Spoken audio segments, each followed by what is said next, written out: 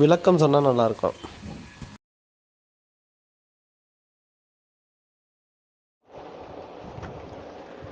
இந்த அருட்பெருஞ்சோதி அருட்பெருஞ்சோதி தனிப்பெரும் கருணை அருட்பெருஞ்சோதி அன்பு வடிவம் ஐயா வந்தனம், ஐயா வந்தனம்.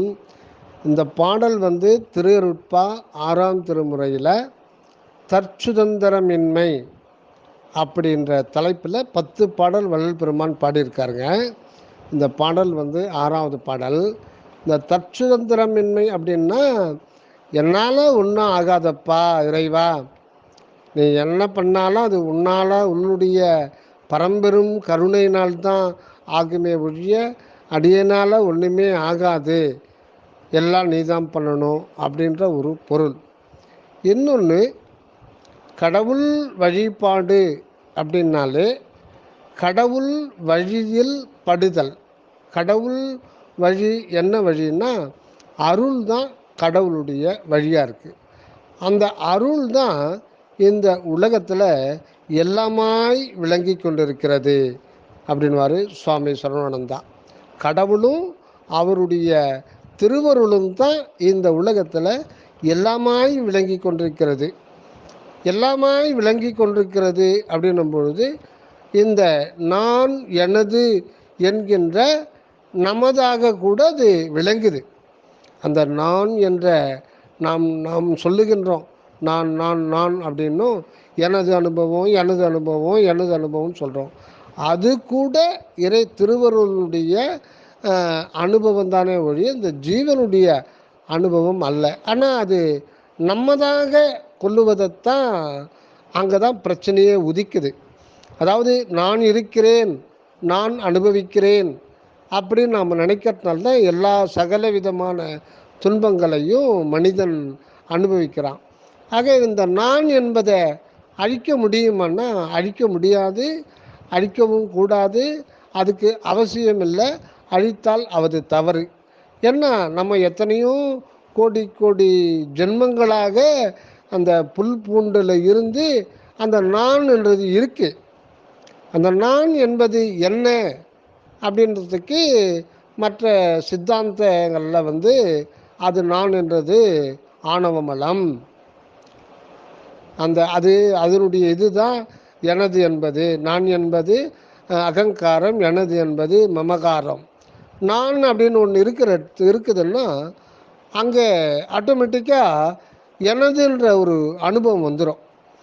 ஆக இருப்பையும், நான் என்கின்ற இருப்பையும் எனது என்கின்ற அனுபவத்தையும் பிரிக்க முடியாது.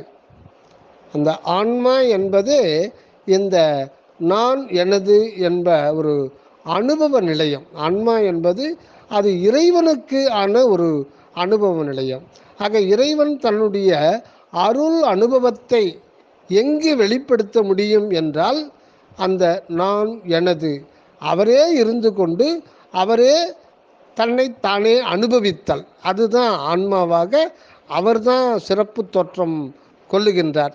அதற்கான பக்குவத்தை அது ஜீவ நிலையிலிருந்து தான் இறைவன் தன்னுடைய அருள் அனுபவத்தை வெளிப்படுத்தி கொள்ளவே முடிய இறைவனுக்கு வேறு வழியும் கிடையாது. தொட்டாலும் தோடமுறும் மேல் விட்டாலும் கதி இல்லை அப்படின்னு பெருமானார் சொல்லுவார். அதாவது இறைவனுடைய இது வாக்கு தான் அது. அதாவது இந்த மனிதனையும் ஜீவர்களையும் இவர்களுடைய இந்த அபக்கு நிலையை பார்க்கும்போது அது ரொம்ப ஒரு இதாக தான் இருக்குது. இருந்தாலும் இறைவனுக்கு வேறு இடம் கிடையாது. இங்கே தான் இந்த ஆன்ம நிலையங்கள் தான் திருத்தி தன்னுடையதாக ஆக்கி கொண்டு அவரே அந்த முடிவற்ற அருள் இன்ப அனுபவத்தில் அவரே வாழவதற்கான ஏற்பாடு தான் இந்த பிரபஞ்ச தோற்றம், அனைத்து ஆன்மீக பரிணாம வளர்ச்சி எல்லாமே இறைவனுக்கு அனுபவ வாழ்வுக்குரிய பீடம்தான் ஆன்மா. அந்த ஆன்மாவைத்தான் நம்ம நான் அப்படின்னு சொல்கிறோம். அந்த ஒரு இது. ஆக நான் என்பது ஆணவமா என்றால் சுத்த சன்மார்க்கத்திலே வள்ளல் பெருமான் அது அப்படி சொல்லக்கிறதுக்கு ஒன்றும் இல்லை. அந்த நான் அகண்ட ஆகாச வெளிநிறை ஆண்டவர், அந்த அவருடைய உண்மை அகண்டம். அது அனுபவத்தில் எங்கே வெளிப்படுதுன்னா அணுவில் தான் அது வெளிப்படுத்த முடியும். அகண்டத்தில் அது இருப்பு நிலையில் தான் இருக்குது.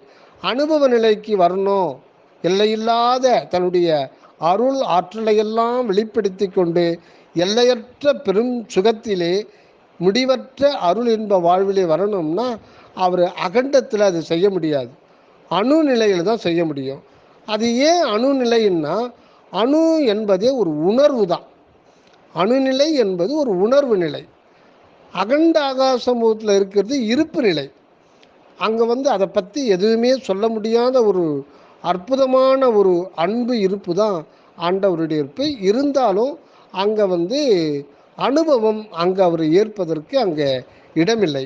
அனுபவம் வரணும்னா அந்த இருப்பு நிலை உணர்வு நிலைக்கு வரணும். அப்போ உணர்வு நிலைக்கு வரணும்னா அந்த எல்லையற்ற, எல்லை என்பதே இல்லாத அகண்ட வெளியில் அன்பு வெளியாக இருப்பவர் அந்த இறைவர் தன்னை முழுமையாக அப்படியே ஒரு உணர்வு நிலைக்கு வரும்போது அது அணுவாக மாறிடுது. அது மிக மிக நுண் உணர்வு நிலைக்கு வந்துடுது. அந்த அணுதான் ஆன்மா என்று சொல்கிறோம்.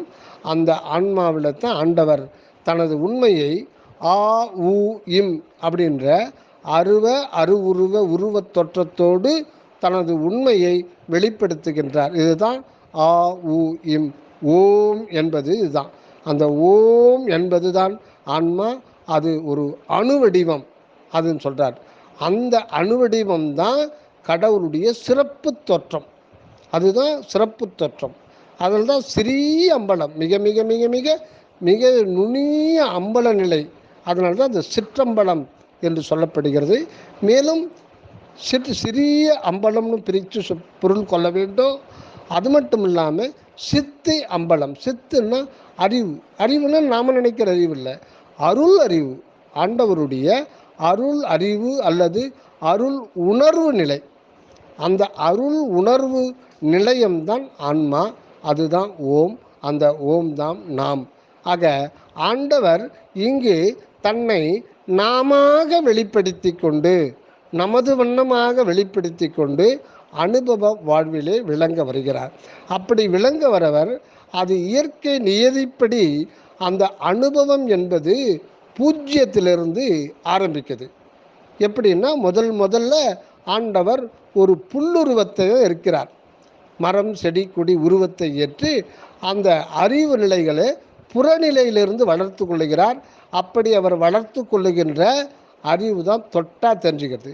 இப்படி தான் படிப்படியாக அவருடைய தன்னுடைய தேக உருவத்தை அவரே மாற்றிக்கொண்டு வருகிறார். அது ஒரு ஆன்மா செய்யறதில்லை, இறைவன் தான் எல்லாத்தையும் அந்த நிலையில் செய்கிறாரு. இதுக்கு எல்லாத்தையும் அனுபவிக்கிறது ஆண்டவர் தன்னை மறைத்து கொண்டு அங்கே நானாக வெளிப்படுத்துகிறார். அதை தான் ஆணவம் அப்படின்னு சொல்கிறோம். ஏன்னா அந்த அகநிலையில் ஆன்ம நிலையில் பிரணவ அனுபவம் தான் அங்கே உள்ள நுழைய முடியும். ஆனால் அது நுழையத்துக்கு முன்னாடி புறநிலை அனுபவங்கள்லாம் பெற்றாக வேண்டும். புறநிலை அனுபவங்களில் இன்பமும் உண்டு, துன்பமும் உண்டு. அந்த இன்ப துன்பம் எப்போ ஏற்படும்னா இந்த தேகம் பிசிக்கல் பாடி இருந்தால் தான் அந்த இன்ப துன்பம் அனுபவம் ஏற்படும். அது நிறைவு ஆகணும்னா அந்த ஆன்ம நிலையிலிருந்து இறைவனே எக்ஸ்டென்ஷன் ஆகி ஜீவனாக வருகிறார். அந்த ஜீவ நிலையில தான் இந்த இன்ப துன்ப அனுபவங்கள்லாம் அனுமதி. ஆக இறைவனே தான் அந்த ஜீவனாகவும் இருந்து தன்னை மறைத்து கொண்டு தானே துன்பப்பட்டு கொண்டிருக்கிறார். அதே நேரத்தில் அம்பலத்தில் தீண்டாத வெளியில் அந்த இடத்துல எந்த இருக்கிற புறத்தில் உண்டாகின்ற அந்த ஜீவனுக்கு புற உலக அனுபவத்தில் உண்டாகின்ற எந்த ஒரு இன்ப துன்ப அனுபவமும் அந்த சிற்றம்பலம் என்ற கோட்டையை தாக்க முடியாது. ஆக அதுவரையில் இந்த புற உலக இன்ப துன்ப அனுபவ வாழ்வு மூலமாகத்தான் ஆண்டவர் அந்த ஆன்மாவை விழித்தடை செய்து முடிவில்லாத எல்லையில்லாத அந்த அருள் என்ற அனுபவத்தை அந்த ஆன்மாவுக்கு தந்து தன்னிலைக்கு ஏற்றி தானே அதுவாக இருந்து தானே இந்த மனிதனாக இருந்து அனுபவிக்கிறார். அதுக்கு முன்னதாகத்தான் இந்த ஒவ்வொரு புற உருவையும் புல்லு பூண்டு நத்தை சங்கு சிப்பி எறும்பு கோழி பாம்பு பல்லி இப்படி ஆடு மாடு கோழி சிங்கம் இப்படிலாம் ஏற்று கடைசியில் மனித பிறவிலையும் எத்தனையோ மனித பிறவியில் தான் அது உலக அனுபவங்கள்லாம் இன்ப துன்பங்கள்லாம் பூர்த்தி ஆகுது. அதுக்காக தான் இறைவன் தான் தனது புறத்தில் இந்த மாதிரி உருவங்களை மாற்றிக்கொண்டே இருக்கிறார். அது அவருடைய சுதந்திரத்தினாலே. நாம் நினச்சி நாம் ஒரு பிறவி எடுக்க முடியாது. ஒரு எறும்பு நினச்சி அது இங்கே பிறக்க முடியாது. ஆக பிறப்பு இறப்பு அத்தனையும் எல்லாமே இறைவனுடைய சுதந்திரத்தினால்தான் ஒவ்வொரு ஜீவனுக்கும் நேருகிறது. அந்த பௌதிக உடம்பை கொடுத்து அதுக்கு வாழ்விலே விழிப்பு நிலை கனவு நிலை உறக்க நிலை எல்லாம் கொடுத்து ஒவ்வொரு நிலையிலையும் அந்த அனுபவத்தை எல்லாம் எதுக்காகன்னா அந்த அருள் அனுபவத்தைக்காக அது முறைப்படி அதை நடத்திக்கிட்டு இருக்கார். ஆக இதுக்கு எல்லாத்துக்கும் இது இருக்கிறது பிறப்பு இறப்பு. அது வரையில் அந்த பிறப்பு இறப்பு புற உலக அந்த இரவு பகல் நினைப்பு மறப்பு இன்பம் துன்பம் இது எல்லாமே அந்த ஆன்மாவுக்கு புறநிலையில் நிகழ்கின்ற ஒரு புற வாழ்க்கை நிகழ்ச்சி தானே தவிர இதெல்லாம் ஒரு கனவு மாதிரி தான் நடந்து முடிகிறது. இதுக்கு எல்லாத்தையும் நாம் பிறப்பு இறப்பு அப்படின்னு சொல்கிறோம். ஆக இந்த பிறப்பு இறப்பை கொடுப்பதும் இறைவன் தான், கடைசியில் அதை நீக்க உள்ளதும் இறைவன் தான்.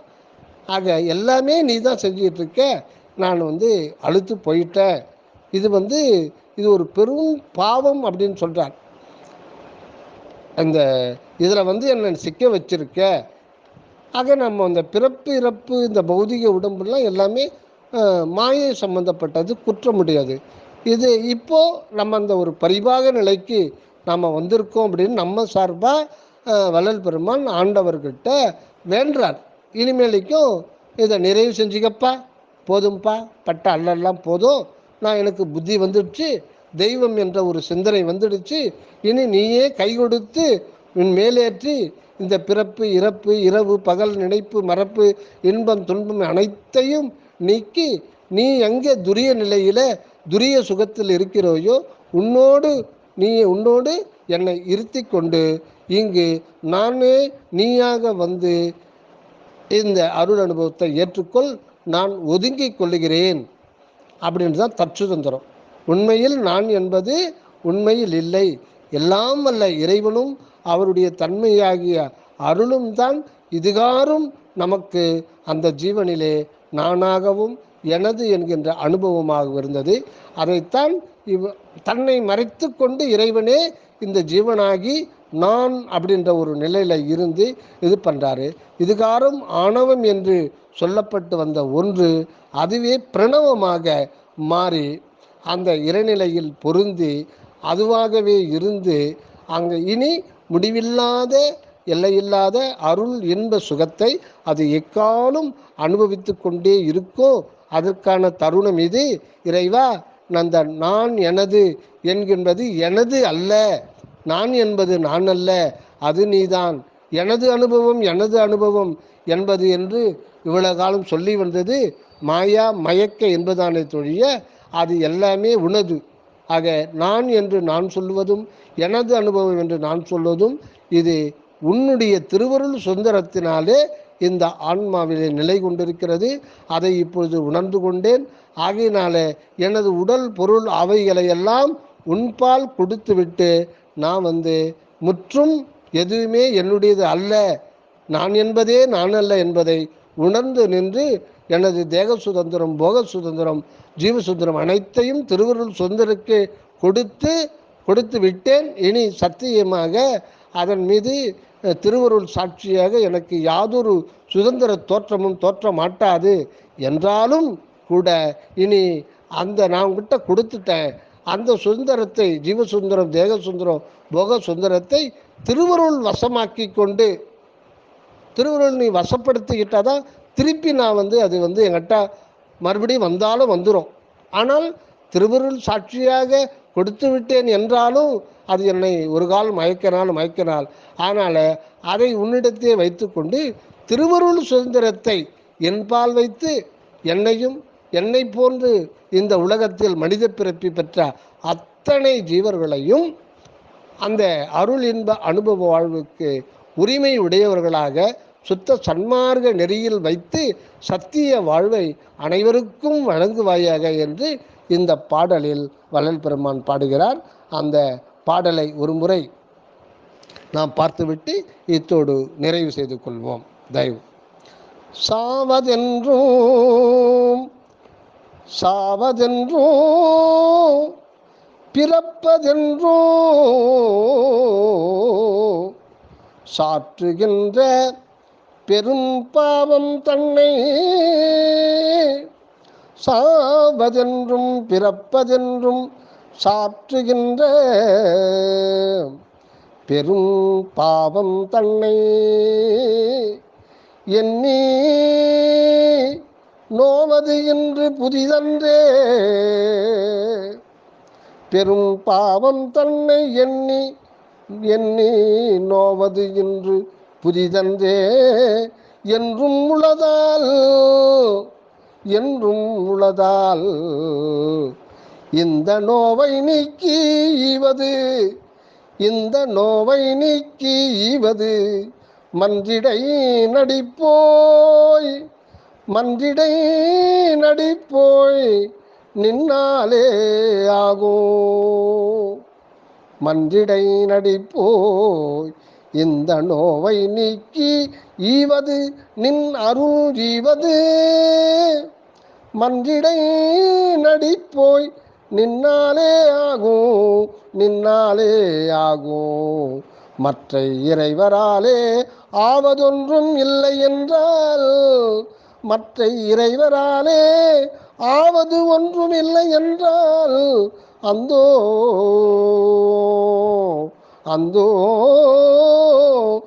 இச்சிறியேனால் ஆவதென்னே கரை சேர புரிந்தாலும் கரை சேர புரிந்தாலும் கடையேன் செய் குற்றமெல்லாம் கருதி மாயை திரை சேர புரிந்தாலும் திருவுளமே துணை என நான் சிந்தித்து இங்கே உரை சேர இருத்தலன்றி உடையாய் உடையாய் என் உறவே என் உயிரே என்றன் அரைசே என்றன் அரைசே என் அம்மே என் அப்பா என் அம்மே என் அப்பா இச்சிறியே நாள் ஆவதென்னே இன்பே நன்றருளி இன்பே நன்றருளி அருள் இயற்கையிலே வைத்தாலும் அருள் இயற்கையிலே வைத்தாலும் அல்லது இங்கே என்னை துன்பே செய்வித்தாலும் இங்கே என்னை துன்பே செய்வித்தாலும் இன்பே நன்று அருளி அருள் இயற்கையிலே வைத்தாலும் இங்கே என்னை துன்பே செய்வித்தாலும் என் செய்வேன் என் செய்வேன் என் செய்வேன் நின் அருளே துணை என்று அந்தோ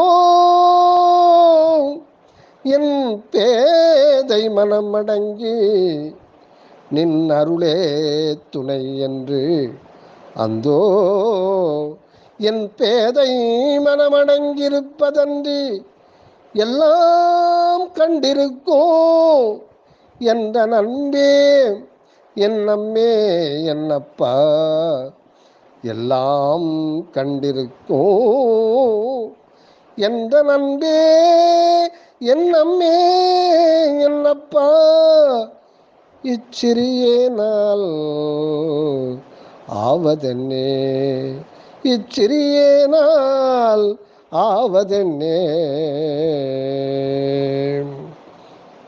இப்பாரில் உடல் பொருளும் உன்பால் கொடுத்தேன் மற்ற எனக்கு இன்று இங்கே எப்பாலும் சுதந்திரம் ஓரிலை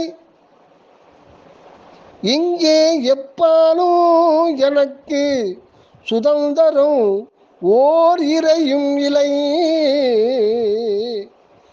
அருட்ஜோதி இயற்கை அருட்ஜோதி இயற்கை அருட்ஜோதி இயற்கை என்னோ துப்பாய உடலாதி தருவாயோ அருட்ஜோதி இயற்கை என்னோ துப்பாய உடலாதி தருவாயோ இன்னுமெனை சோதிப்பாயோ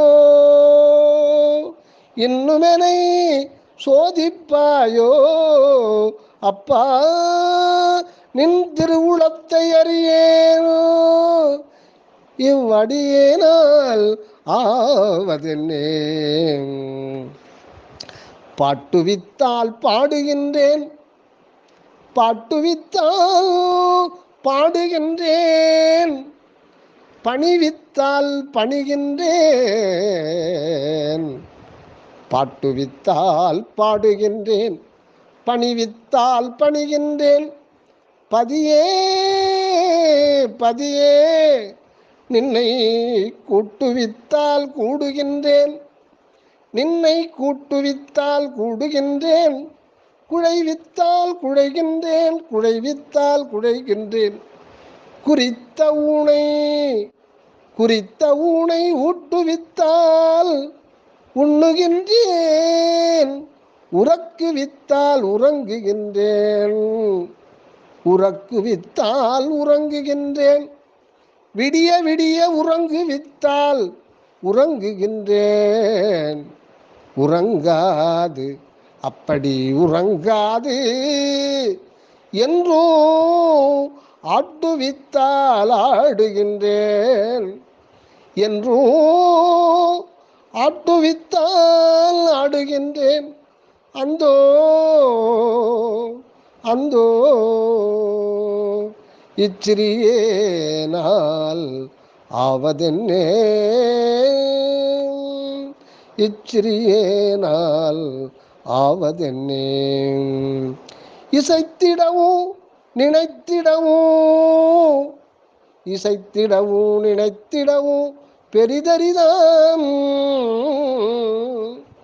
தனித்தலைமை இறைவா தனித்தலைமை இறைவா உன்றன் நசைத்திடு பேரருட்செயலால் உன்றன் நசைத்திடு பேரருட்செயலால் அசைவதன்றி ஐந்தொழில் செய் நாதராலும் ஐந்தொழில் செய் நாதராலும் தசைத்திடு புன் துரும்பினையோ அகங்கரித்து தங்கள் சுதந்திரத்தால் இங்கே அசைத்திடற்கு முடியாதேல் தங்கள் சுதந்திரத்தால் இங்கே அசைத்திடற்கு முடியாதேல் அந்தோ அந்தோ அந்தோ இச்சிறியே நாள் ஆவதென்னே இச்சிறியே நாள் ஆவதென்னே. திருச்சிற்றம்பலம். அருட்பெருஞ்சோதி அருட்பெருஞ்சோதி தனிப்பெருங்கருணை அருட்பெருஞ்சோதி தயவு வல்லல் மலரடி வாழ்க வாழ்க எல்லா உயிர்களும் இன்புற்று வாழ்க இன்புற்று வாழ்க. தயவு